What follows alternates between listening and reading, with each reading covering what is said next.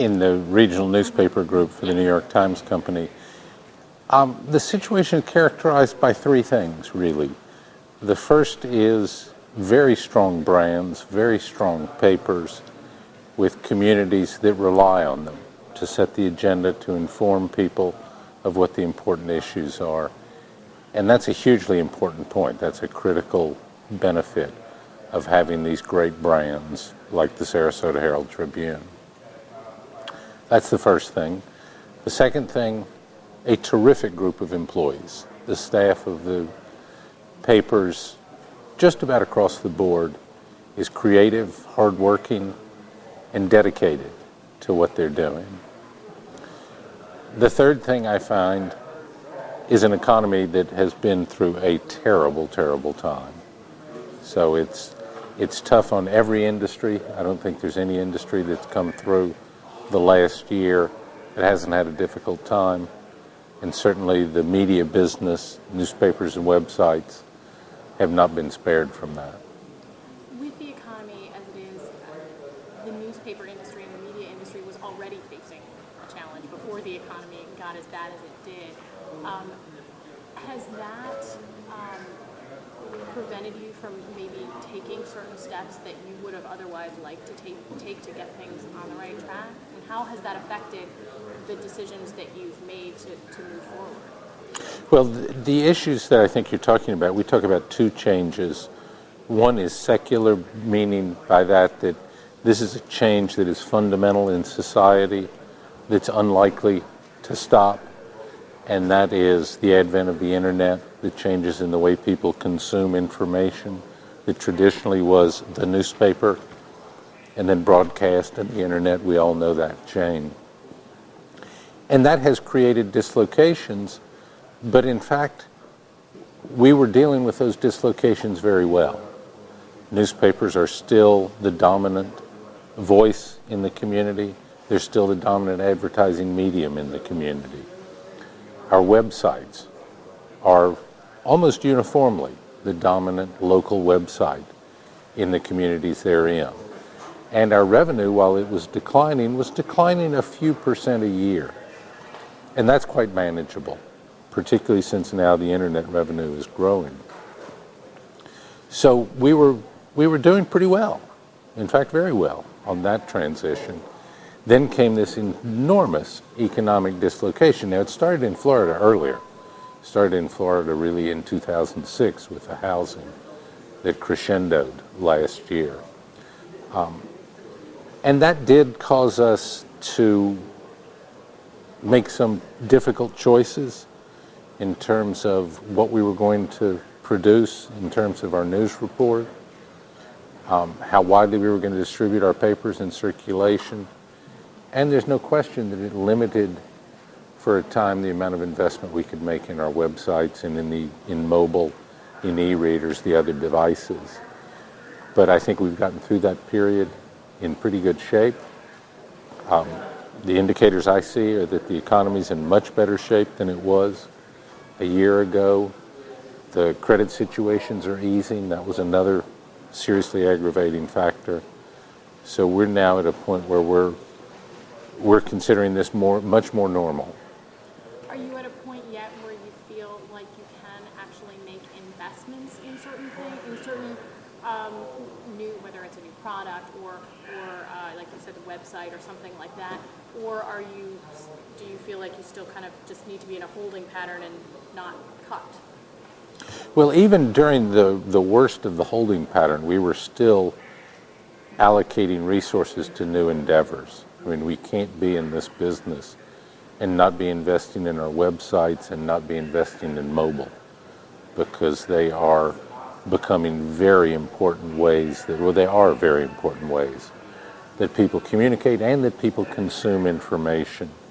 So even in the worst of this credit crisis and economic recession, we continued to put resources against those things, and we're doing it now. What are you looking at investing in next? You know, what are you looking at and you're saying that's where we need to go? One is clearly mobile. As I just do my own little survey of how people use their cell phones, I find much more often they're looking at it as opposed to talking on it. It's an information device, and the iPhone has just made that an extraordinary experience. So investing in how we display our information on mobile, how people can access our information on mobile, is a clear one. And that comes directly to the web also. So I find we're talking much more about digital and less about the web, because digital includes the web, it includes mobile, it includes e-readers, all the alternate ways to deliver information. And right now our task is to create the same importance, the same weight on digital that we have in print. There's no question the standing of the Herald-Tribune in Sarasota. We want the website, which is very important and a big website, to have the same kind of standing and to play the same prominent role in people's lives, in how they navigate the things they want to do, whether it's information they're searching for, shopping that they want to get done, entertainment they want to consume. We want to be that central organizing principle. Do you see that ultimately influencing the kind of news gathering and the kind of reporting that happens? Because the kinds of things that you might read on a mobile device are different than what you might read in a printed paper, simply because of the space. Yes. People generally prefer shorter articles on the web, so we have to be mindful in the way we present information that the most important is up front. And so if somebody reads a short amount, they've got a good capsule. But I think the biggest difference is around aggregation. Our newspapers traditionally have written information and they've collected information. And the information they collected would be stock reports, movie listings, baseball, football, sports statistics. Not information we create, but information we collect and present. And people have started doing that in different ways. So you see much less of it in newspapers, but the digital gives us the opportunity to do that again. And particularly the services on mobile telephones and on the web really call out for a new way of coordinating and centralizing that information, a new presentation that gets to what is there to do that's within 2,000 yards of me right now. And how do I know the full range of services and things I can do? And I think the media groups we have, the Sarasota Herald-Tribune, are in prime position to create that. Do you think that they'll be able to actually make money on it? Absolutely. In what way? Advertising is the traditional one, but people pay for information over mobile phones. They don't pay for a lot of information over the web, but they do over mobile phones. We have the opportunity to sell services over mobile, and if we're as successful as I believe we'll be in creating this consolidation and presentation of news and information broadly read, that's a service people will pay for. What kind of timeline do you see in terms of, do you have something in your head in terms of, I would like to see us launching a new product for people on their mobile devices within, a certain amount of time? Oh, I think you'll see us launching a considerable number of things this year.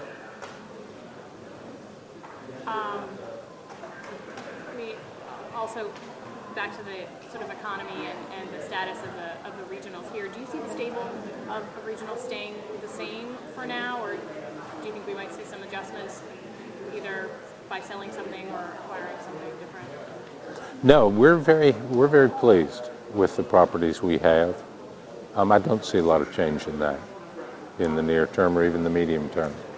And I know workforce is one thing that a lot of people look at. Obviously, things are changing, maybe with the roles that people are playing. But with the economy getting better, do you see that you'll be able to keep the workforce the same, or do you think there may have to be more cuts in 2010? I think there'll be changes in 2010. I think there'll be both additions and perhaps some reductions. as we reallocate our resources and conclude where we think are the areas most important to attack, and therefore put more resources. And if we're going to do that, some will be new resources, but some will be resources pulled from other areas. I want to ask you about something a little bit different. I want to ask you about the Haiti story with your background. And this is an international story, but it gets play in every medium. And now you're looking at the regional group, which are very local newspapers, with so much out there and the ability to get information from so many different places. How do you think local news operations should handle that? Well, there are a couple of things that come to mind immediately there. One is, this is a heartbreaking story. It is misery compounded on misery. Haiti is probably the poorest country in the hemisphere, and it has the least developed infrastructure, and for a tragedy like this earthquake, it just makes everything abominable. And that operates on a human level, that people want to consume it. They want to know what's happened, and they want to understand what it means. So that's a role for explanatory journalism. That's at the core of what we do. And print has a way of doing it that's different than broadcast. Broadcast is great at portraying the immediacy, the emotion. Print is very good at portraying the context and the meaning. So the two complement each other. So that's one thing, that it's just an irresistible story. The second place is, there's almost always some local angle, whether it's rescue forces that are going from the local community to Haiti, whether it's fundraising efforts that are going on, or it's individuals that are stationed with armed forces groups that are impacted. So there's usually a local angle, a local reaction that's interesting, because that makes it even more personal to people in the community. And there's just this unbelievable, heart-wrenching story to be told. I should have asked you this as we were talking about some of the technology things, but I did want to ask you about specifically the print product, because over the past year and a half, a lot of news organizations have made changes, gone completely electronic, cut their delivery on certain days. In Detroit, not delivering certain days at all. Do you see that as a valid possibility for any of the regionals, or for the New York Times itself in the coming year? I'd be surprised if you see that from any of our properties in the coming year. People like the 7-day frequency of a print product. Some days there's more to it than others, partly because of just the natural rhythm of the week, and partly because of the news cycle. But that habit, that comfort of having the paper every day, is something that our subscribers are telling us they value. We do see some increases on Sunday, some increases on the weekend, as people are very geared around weekend activities and want more information for that. It has those coming up a little bit in sales compared to other days of the week. But I don't see us reducing the frequency like that. I think that's a much longer play. Anything else coming up in 2010 that you want to share? Well, I think what's coming up in 2010 is some good news to leaven the nearly relentless bad news that we've had. I'm speaking strictly for myself now. I think I see some signs that activity is picking up in the economy, and as I look at previous recessions, rebounds have often been faster than people expected. The big question going into this recession was how long is it going to last? Is this going to be a U or a V? And I don't think the people who projected the very long recessions are going to be right.